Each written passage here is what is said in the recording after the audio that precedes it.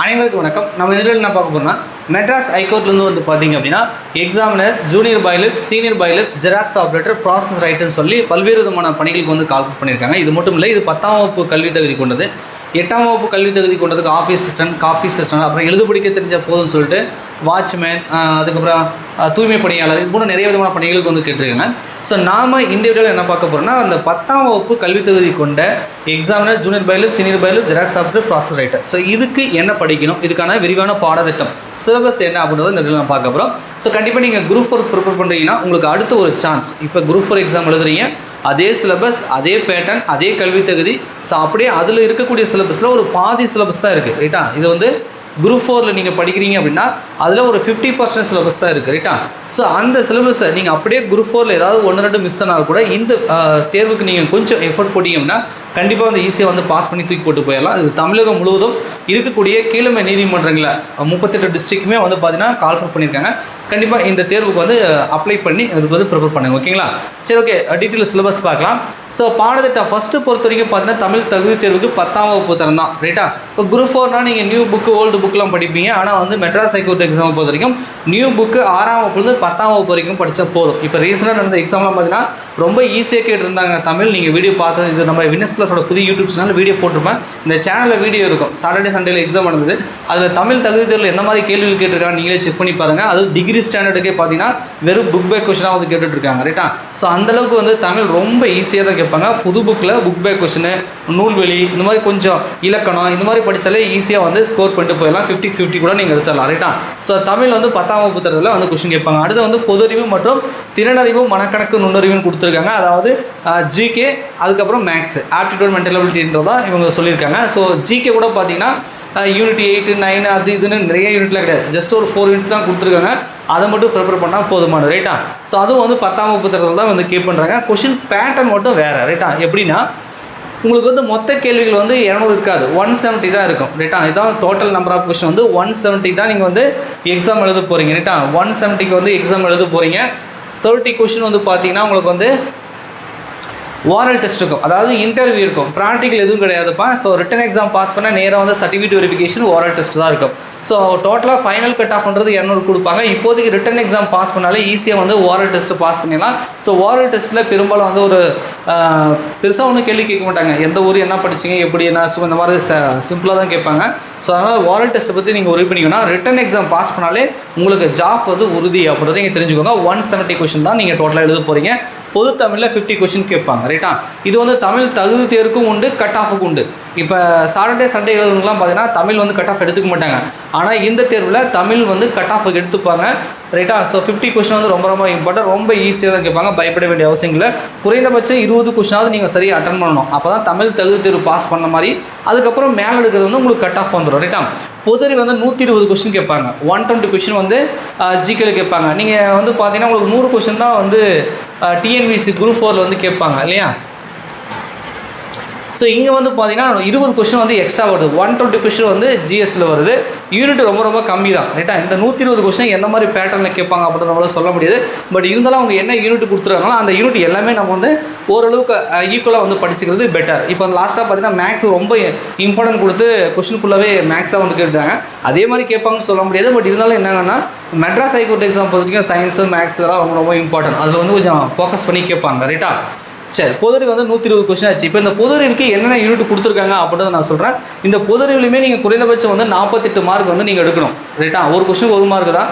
So குறைந்தபட்சம் 48ஆவது எடுக்கணும். அதுக்கு கீழே எடுத்தீங்க அப்படின்னா நீங்கள் வந்து அதுலேயும் வந்து நீங்கள் ஃபெயில் அப்படின்ற மாதிரி வந்துடும், ரைட்டா? ஸோ அதனால் இது கட் ஆஃபுக்கு வருன்றதுனால 48ன்றதுலாம் கணக்கு கிடையாது. நீங்கள் வந்து இன்னும் அதிகமாக மார்க் எடுக்கணும் அப்படின்றத தெரிஞ்சுக்கோங்க.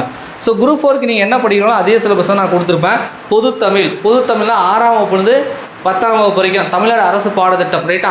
மாற்றுத்திறனாளிகள் மட்டும் பார்த்தீங்கன்னா இங்கிலீஷ் வரும், மற்றவங்களுக்குலாம் வராது.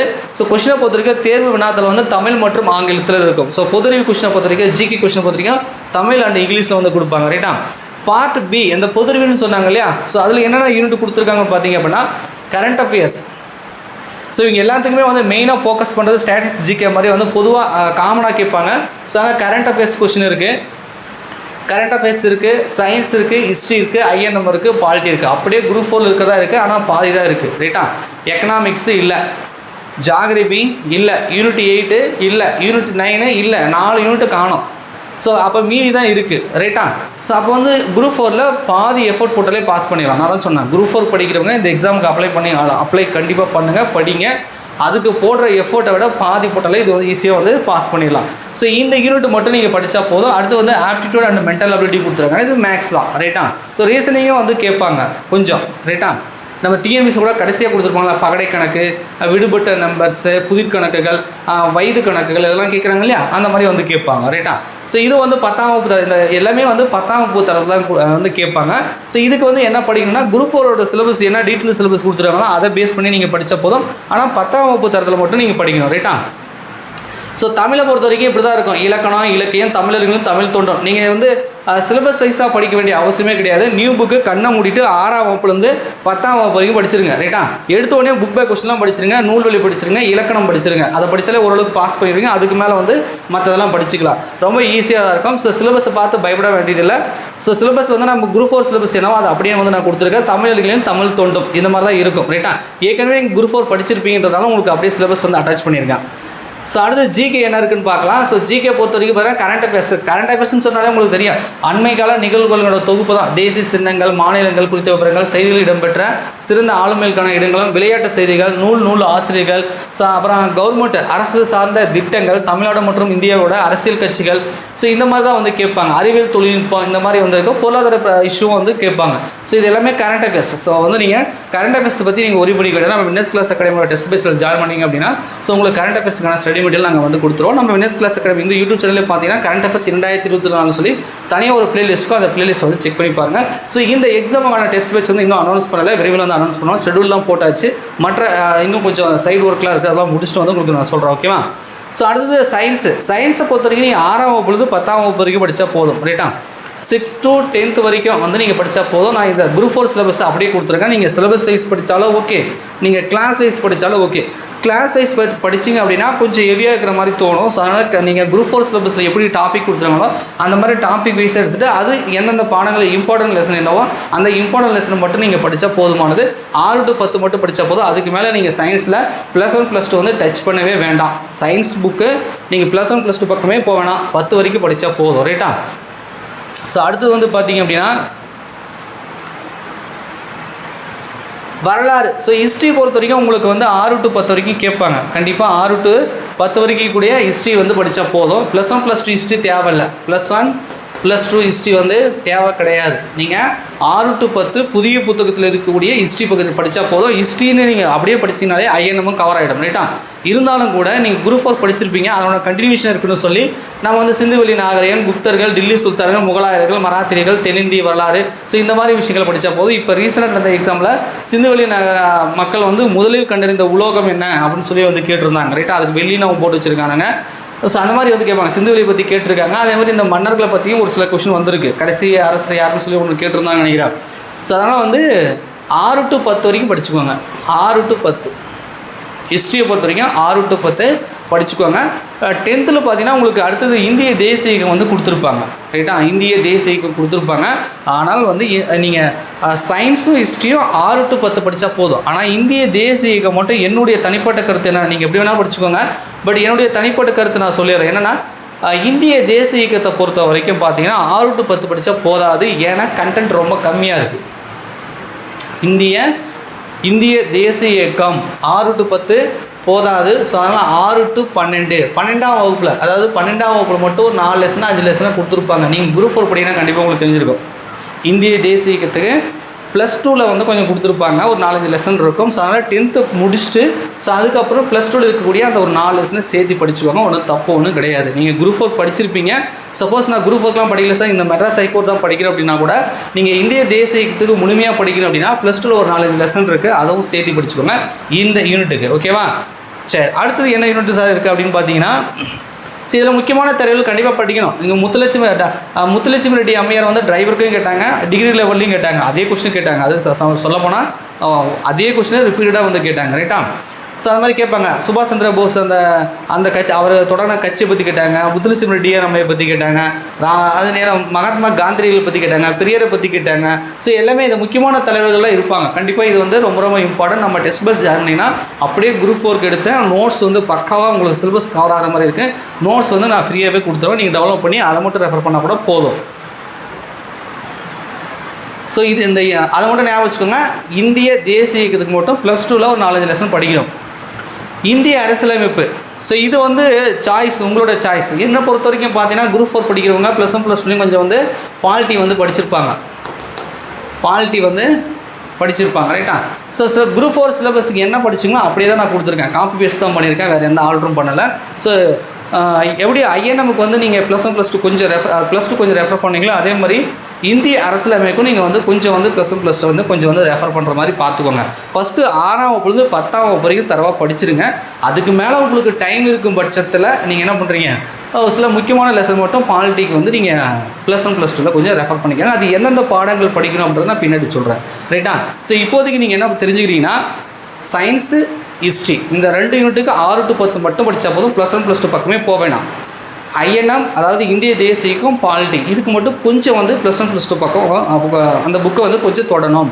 சிலபஸ் வந்து முழுமையாக கவர் ஆகாது அப்படி தெரிஞ்சு வச்சுக்கோங்க. ரைட்டா? என்னை பொறுத்த வரைக்கும் பார்த்தீங்கன்னா ஐஎன்எம்க்கு கூட நீங்கள் +2 படிக்கலாம். ஒருவேளை உங்களால் படிக்கவே முடியாது அப்படின்னா டைமே இல்லை, நான் ஒரு ஹவுஸ் ஒய்ஃபு வேலைக்கு போயிட்டு வந்து படிக்கிறேன்னா பாலிட்டி பொறுத்த வரைக்கும் நீங்கள் கிளாஸ் வைஸாக வந்து 6 to 10 சிவிக்ஸில் இருக்கக்கூடிய குடிமியல் பகுதியில் இருக்கக்கூடிய எல்லா லெசனும் தரவாக படிச்சிருங்க. உங்களுக்கு அதுவே போதுமானதாக இருக்கும். புரியுதா? சப்போஸ் நான் வீட்டில் இருக்க ஃப்ரீயாக இருக்கேன்னா நீங்கள் +1 +2 ரெஃபர் பண்ணுங்கள். இல்லை எனக்கு படிக்கவே டைம் இல்லை சார் அப்படின்னா 6ஆம் வகுப்புலேருந்து 10ஆம் வகுப்பு வரைக்கும் குடிமியல் பகுதியில் இருக்கக்கூடிய எல்லா லெசனும் தரவாக படிச்சிருங்க. அதுவே உங்களுக்கு போதுமானதாக இருக்கும். ரைட்டா? சரி. ஸோ அடுத்தது வந்து பார்க்கலாம். ஸோ அடுத்து வந்து ஒரு குறிப்பு போட்டிருக்கேன். புவியியல் பொருளாதார பகுதியில் பெரும்பாலும் கேள்விகள் வருவதில்லை. அவங்க சிலபஸ்லேயே கொடுக்கல. நான் சொல்லிட்டேன் ஜாகிரபி எக்கனாமிக்ஸும் சிலபஸ்லேயே கொடுக்கல. பெரும்பாலும் கேள்விகள் வருவதில்லை. புவியியல் மற்றும் பொருளியல் தலா ஒரு கேள்வி முந்தைய ஆண்டில் வந்துள்ளது. இப்போ பார்த்தீங்கன்னா முதலாம் 5ஆண்டு திட்டம் எப்பொழுது தொடங்கப்பட்டது? 1951 தொடங்கினாங்களா? எக்கனாமிக்ஸ் வந்து ஒரு கேள்வி வந்திருக்கு. இப்போ நடந்ததில்லை. அவங்க ஜென்ரலாக பொதுறிவு மட்டும் தான் போட்டாங்க. ஆனால் எக்கனாமிக்ஸ் வந்து என்ன பண்ணியிருக்காங்க, ஒரு கொஷின் வந்து கேட்டு வச்சுருக்கானுங்க. அதே மாதிரி இதுக்கு முன்னாடியும் பார்த்தீங்கன்னா சிலபஸ் வந்து கொடுக்கலனா கூட எக்கனாமிக்ஸ்லேருந்து அந்த 5 years பிளான்ஸை பற்றி கேட்பாங்க. ஏதாவது ஒரு கேள்வி கேட்கலாம், ஏதோ முக்கியமான திட்டங்களை பற்றி கேட்கலாம். அதுக்கப்புறம் ரைட்டா இந்த பொருளாதாரத்துக்கு அவ்வளோதான். ரொம்ப டெப்த்தெல்லாம் நீங்கள் ஸ்கூல் புக் வைஸ் படிக்கிறதால மேலோட்டமாக நான் சொல்கிறத மட்டும் படிச்சுக்கிட்டா போதும். ரைட்டா? நான் சொல்கிறேன் உங்களுக்கு என்னென்ன படிக்கணும்னு. புவியியலை பொறுத்த வரைக்கும் அதே மாதிரி பார்த்தீங்கன்னா சிலபஸ் கிடையாது. ஸோ அதனால் நீங்கள் புவியியல் பற்றி உரி பண்ணிக்க வேண்டியது. பட் இருந்தாலும் கூட தமிழகத்தில் இருக்கக்கூடிய நீர்வீழ்ச்சிகள், மலைகள், சரணாலயங்கள், பூங்காக்கள் அந்த மாதிரி ஏதாவது மேபி கேட்கலாம். இந்த டைம் கேட்காம விட்டானுங்க. பட் இதுக்கப்புறம் ஏதாவது கேட்பாங்க அப்படின்னு எதிர்பார்க்குறோம். ஸோ அந்த மாதிரி விஷயங்கள் தெரிஞ்சால் போதும். அதில் ஸ்டாட்டிக் ஜிகேல் தான் வரும். சில பேர் கரண்ட் அஃபேர்ஸ் அப்படின்னா கரண்ட் அஃபேர்ஸ் இப்போ சென்ட்ரல் கவர்மெண்ட் எக்ஸாம் படிக்கணும் ஸ்ட்ராட்டஜிக்கல் ஒன்று படிப்பாங்க. அதுலேயே வந்து இந்த மலைகள், அருவிகள், முக்கியமான நடனங்கள், கிராமிய நடனங்கள், அது மாதிரி ஒவ்வொரு ஸ்டேட்டுக்கும் இருக்கக்கூடிய அந்த இதெல்லாம் வந்து படிச்சிருப்பாங்க. அந்த மாதிரி தான் வந்து கேட்பாங்க.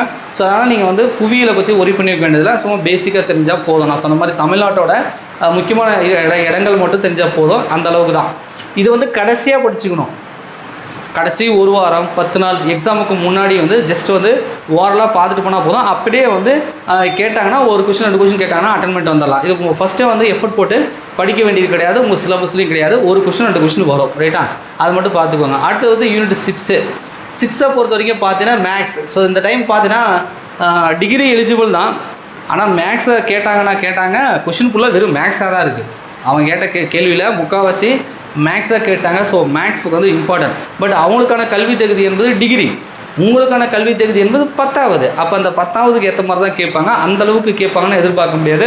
ஸோ கொஞ்சம் மேக்ஸ் வந்து குறைவாக தான் கேட்பாங்க. ரைட்டா? ஸோ உங்களுக்கு யூனிட் வந்து பிரித்து கொடுத்துருக்கிறதுனால கண்டிப்பாக என்னை பொறுத்த வரைக்கும் ஒவ்வொரு யூனிட்லையுமே மேபி 6 யூனிட் கொடுத்துருக்காங்க.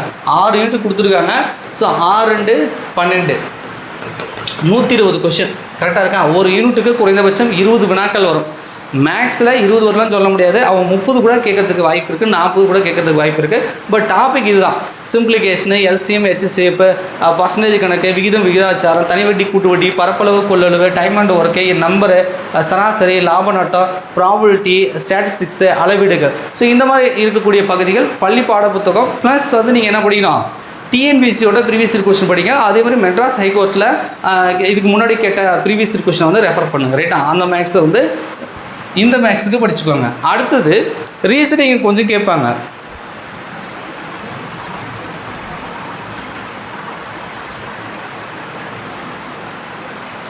ஸோ ரீசனிங்கை பொறுத்த வரைக்கும் பார்த்தீங்கன்னா லாஜிக்கல் ரீசனிங்கு, பஸ்ஸல்ஸு, பகடை கணக்கு, காய்ச்சல், இந்த விசுவல் ரீசனிங்கு, எழுத்து காரணிகள், நம்பர் சீரிஸ் ஏதாவது கேட்பாங்க. டைம் அண்டு திசை மற்றும் தூரம் அதுக்கு இப்போ ரீசெண்டாக நடந்த மேக்ஸில் வந்து கேட்டிருந்தாங்க. நீங்கள் வேணால் பாருங்கள், நம்ம யூடியூப்பில் வீடியோ இருக்கும், பார்ட் 1 பார்ட் 2 மேக்ஸ்க்கான வீடியோ போட்டுருமா, நீங்கள் வேணால் செக் பண்ணி பாருங்கள். அதே மாதிரி உறவு முறைகள், ரிலேஷன்ஷிப், பேரன் ஏதோ ஒரு ஆன்சர் வந்தது இல்லையா, அது கேட்பாங்க. கேலண்டர் சம்மு, படங்கள் தொடர்பான கணக்கில் ஒரு பிக்சர் போட்டு வந்து கேட்குறது, ஸ்டேட்மெண்ட் கொஸ்டினாக கேட்குறது, இது மாதிரி நிறைய விஷயங்கள் கேட்பாங்க. ரீசனுக்கு நிறைய பார்ட் இருக்குது. ரைட்டா? அதே மாதிரி வேறுபட்டதை கண்டுபிடி, அது மாதிரி கூட நம்பரில் கேட்டிருந்தாங்க இல்லையா, கூட்டினா வந்து 9 வரும், ஒரு நம்பர் மட்டும் 9 வராமல் 10 வந்தது, சம் ஆஃப் த டிஜிட் 10 வந்தது, அந்த மாதிரி வந்து வேறுபட்டதை கண்டுபிடி, இந்த மாதிரிலாம் கேட்பாங்க. ஸோ ரீசனிங் பார்த்தீங்கன்னா ரொம்ப ரொம்ப இம்பார்ட்டன்ட். டிஎன்பிஎஸை பொறுத்த வரைக்கும் கொஞ்சம் குறைவாக கேட்பாங்க. இதில் மெட்ராஸ் ஹைகோர்ட்லேயே அப்படி தான் இது முன்னாடி கேட்டிருந்தாங்க. இந்த டைம் கொஞ்சம் தூக்கலாக கேட்டுருக்கிறதுனால மேபி அதாவது என்னென்னா எப்படி கேட்டாலும் ஆன்சர் பண்ணணும். ரைட்டா? நீங்கள் படிக்கிறது 6 யூனிட்டு, அதில் ஒரு யூனிட் கொஸ்டினே கேட்கல, மீதிக்கிற 5 யூனிட்லேயே கேட்டால் கூட அட்டன் பண்ணணும். புரியுதா? ஸோ எந்த யூனிட்டுக்கு என்ன வெயிட்டேஜ் அப்படின்றது அக்யூரேட்டாக எதுவும் கிடையாது, ஃபிக்ஸட் கிடையாது. அவங்க எப்படி வேணாலும் கேட்கலாம். இதில் நம்பர் ஆஃப் கொஸ்டின் ரொம்ப கம்மியாகவும் வரலாம், அதிகமாகவும் வரலாம்.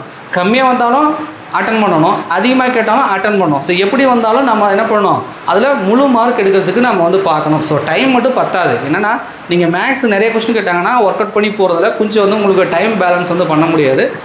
மற்றபட்டுக்கு ஒன்றும் பிரச்சனை இல்லை. ஏன்னா மேக்ஸ் கேட்டாங்கன்னு வச்சுக்கோங்களேன், அக்யூரேட் ஆன்சர் நம்மளால் போட முடியும். ஸோ அது மட்டும் இல்லாமல் ஸ்கோர் வந்து நல்லா பண்ணலாம். மேக்ஸ் எப்படி நீங்கள் டிஎன்பிஎஸ்சி குரூப் 4 படிக்கிறீங்க, 25 எடுக்கிறீங்க, 24 பண்ணுறீங்களா, அது மாதிரி மேக்ஸ் கேட்டாங்க அப்படின்னா உங்களால் முழுமையாக வந்து ஸ்கோர் பண்ண முடியும். ஸோ கட் ஆஃப் வந்து இன்க்ரீஸ் பண்ண முடியும். ஸோ மேக்ஸை பற்றி நீங்கள் பயப்பட வேண்டியதில்லை. ஸோ நம்ம வினன்ஸ் கிளாஸ் அகாடமி சார்பாக உங்களுக்கு வந்து நம்ம டெஸ்ட் பேட்ச் கொடுத்தோம்னா மேக்ஸுக்கு வந்து உங்களுக்கு முக்கியத்துவம் கொடுத்து தான் நம்ம வந்து வீடியோவும் கொடுப்போம். அதே மாதிரி டெஸ்ட் பேட்சை வந்து அப்படி தான் வந்து ஷெடியூல் வந்து போடுவோம். ஸோ அதனால் கண்டிப்பாக வந்து ரொம்ப யூஸ்ஃபுல்லாக இருக்கும். ரைட்டா? ஸோ மேபி இந்த பிடிஎஃப் உங்களுக்கு தேவைப்படலாம். இப்போ நீங்கள் பார்க்குறீங்க இல்லையா, ஸோ சிலபஸ் வந்து பார்த்தாச்சு. ஸோ குரூப் 4 சிலபஸ் தான் காப்பி பண்ணி பேஸ்ட் பண்ணியிருக்காங்க, ஒன்றும் பெரிய விஷயம் இல்லை. பட் இருந்தாலும் முதல் முறையாக படிக்கணும் ஒரு சின்ன குழப்பங்கள் இருக்கும். ரைட்டா? ஸோ அதனால் இந்த பிடிஎஃப் உங்களுக்கு தேவைப்படுது, சிலபஸ் எனக்கு வேணும் சார் அப்படின்னா இந்த வீடியோவோட டிஸ்கிரிப்ஷனில் என்ன பண்ணுறேன், ஸோ உங்களுக்கு வந்து நான் பார்த்தீங்க அப்படின்னா சிலபஸ் வந்து அட்டாச் பண்ணுறேன். ஓகேவா? இந்த வீடியோவோட டிஸ்கிரிப்ஷனில் இந்த சிலபஸ்க்கான பிடிஎஃப் வந்து நான் அட்டாச் பண்ணுறேன். நீங்கள் டவுன்லோட் பண்ணி பிரிண்ட் அவுட் போட்டு சிலபஸ் என்ன பாடங்கள் கொடுத்துருக்காங்க, என்னென்ன பகுதிகள் கொடுத்துருக்கோமோ அதை வந்து இப்போ இருந்தே படிக்க ஸ்டார்ட் பண்ணுங்கள். ஓகேவா? நாங்கள் டெஸ்ட் பேட்ச் எப்போ போகிறோன்றது முக்கியம் இல்லை, உங்களுக்கு நோட்டிஃபிகேஷன் வந்துருச்சா, சிலபஸ் தெரியுமா, அப்போ நீங்கள் படிக்க ஸ்டார்ட் பண்ணுங்கள். எப்போ டெஸ்ட் பேட்ச் போட்டாலும் அந்த டெஸ்ட்டை நல்லா அட்டன் பண்ணி ஃபுல் மார்க் எடுக்கிறதுக்கு நீங்கள் வந்து பார்க்கணும். ரைட்டா? சரி, மேற்கொண்டு இந்த தேர்வுகள் சம்மந்தமான உங்களுக்கு ஏதாவது டவுட் இருந்துச்சுன்னா கமெண்ட்ஸில் கமெண்ட் பண்ணுங்கள். வீடியோ புதுசாக மறக்காமல் லைக் பண்ணுங்கள். இது நம்ம வின்னெக்ஸோட புது யூடியூப் சேனல், மறக்காமல் சப்ஸ்கிரைப் பண்ணி ஃபாலோ பண்ணிக்கோங்க. மெட்ராஸ் ஹைகோர்ட் சம்மந்தப்பட்ட வீடியோக்கள் வந்து பெரும்பாலும் இந்த சேனல் தான் வந்து கொடுத்துட்ருக்கேன். ரைட்டா? அதுக்கு வந்து தனியாக ஒரு பிளேலிஸ்ட் கூட இருக்கும். மெட்ராஸ் ஹைகோர்ட் எக்ஸாம் என்னடா அப்படின்னு சொல்லி தனியாக ஒரு பிளேலிஸ்ட் இருக்கும். அந்த பிளேலிஸ்ட்டில் இருக்கக்கூடிய வீடியோக்கெலாம் செக் பண்ணி பாருங்கள். கண்டிப்பாக உங்களுக்கு வந்து ரொம்ப யூஸ்ஃபுல்லாக இருக்கும். நன்றி, வணக்கம்.